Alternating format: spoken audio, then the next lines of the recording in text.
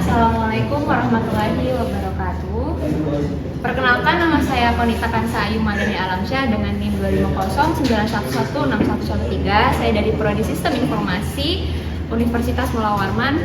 Jadi berdirinya saya di sini, saya akan menjelaskan atau mempresentasikan tentang penerapan SCM atau Supply Chain Management pada PT Nestle di Indonesia. Baik, sebelum itu kita memperkenalkan dulu tentang, kita kenal dulu sama PT Nestle-nya. Ke slide, bentar. Nah, jadi Nestle itu adalah salah satu perusahaan terbesar yang dimana dia berasal dari Swiss, pencetusnya dari Henry tersendiri. Dia udah ngebangun Nestle ini dari 1866 secara global, dan dia baru masuk ke Indonesia pada tahun 1971.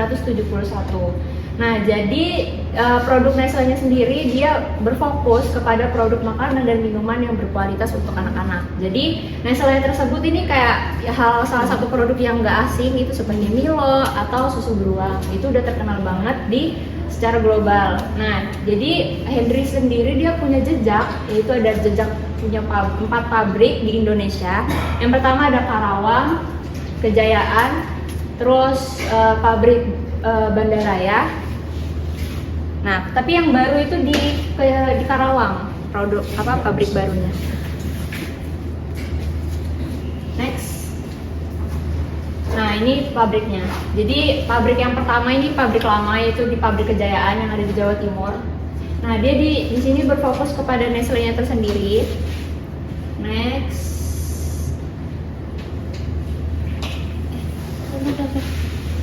Bentar.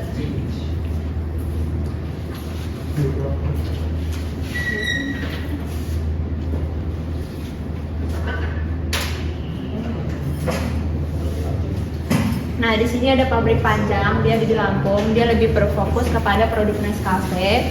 Terus di sini ada pabrik Cikupa yang ada di Banten.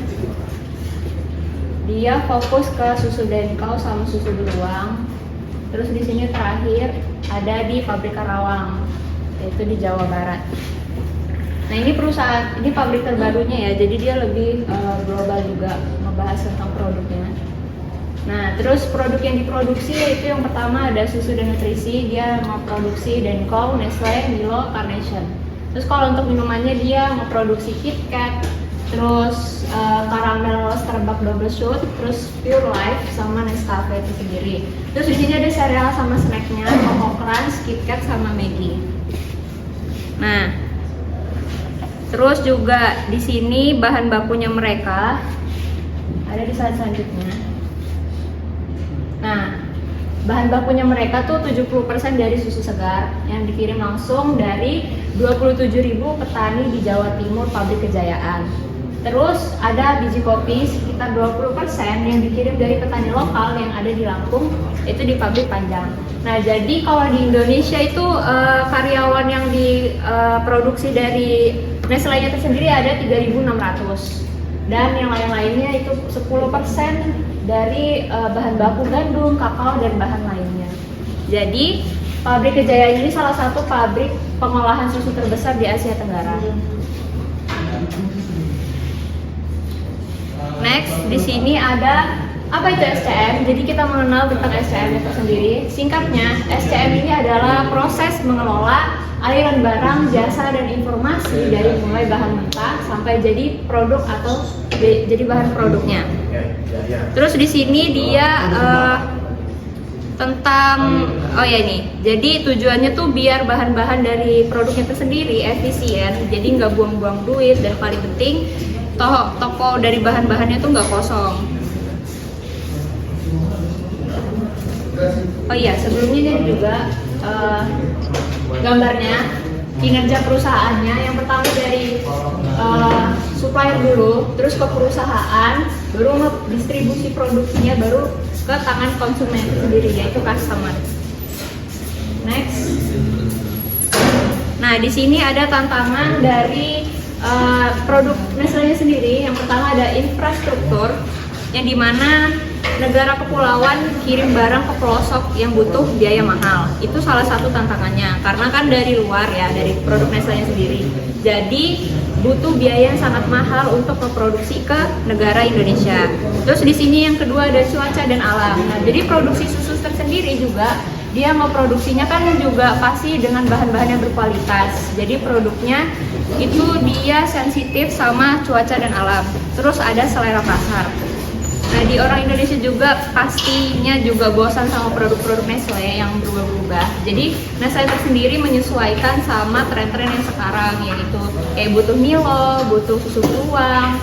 Bahkan susu beruang ini dipakai kalau misalnya kita lagi sakit. Terus yang terakhir ada kualitas. Jadi produk Nestle sendiri dia menjaga kualitas bahan baku agar tetap segar, biar ke konsumennya juga nggak basi. Jadi dia tanpa bahan pengawet itu juga merupakan tantangan terbesar mereka, karena kan penggunaan konsumen dengan jangka panjang.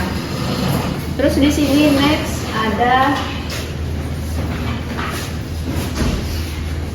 strategi. Nah, di sini ada 3 strateginya. Yang pertama tentang kemitraan lokal, yang dimana petani langsung konsumsi produknya tersebut biar bahan-bahannya tetap berkualitas. Nah, jadi dari pertanian tersendiri kita ngambil secara alami dan kita mengonsumsi bahan-bahan tersebut dan dijadikan sebuah konsumsi makanan dan minuman hal lain sebagainya. Terus yang kedua di sini ada project block. Ini salah satu strategi dari PT Nestle-nya itu sendiri. Dia pakai teknologi buat stok dari pabriknya langsung sampai gudang secara real time. Jadi mereka punya pabriknya sendiri, ada 4 cabang di Indonesia, tapi mereka juga memantau produk-produknya agar tetap berkualitas dan bisa dipakai oleh anak-anak dan seluruh Indonesia.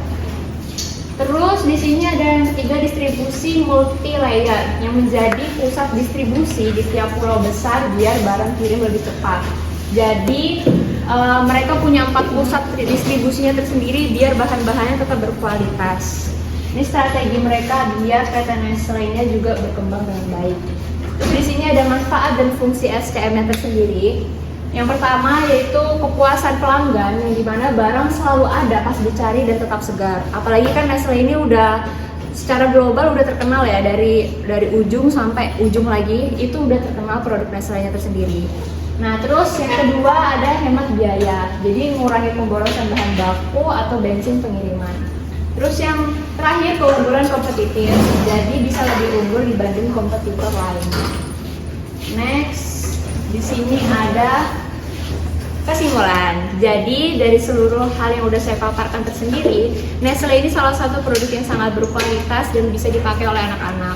Nah, maka dari itu dengan adanya SCM ini, konsumen-konsumen lainnya juga bisa bahasanya tuh bisa konsumsi juga secara sehat, karena kan dari produknya juga udah baik dan berkualitas baik, terus juga udah dipantau secara real time, jadi produk-produk itu nggak ada yang gagal. Nah, dengan adanya SCM ini kita bisa ngatur dan bisa ngelola bagaimana sih SCM ini terpakai teknologinya di PT Nestle-nya tersendiri. Jadi Nestle Indonesia ini berhasil menjadi raja pasar karena SCM-nya yang matang.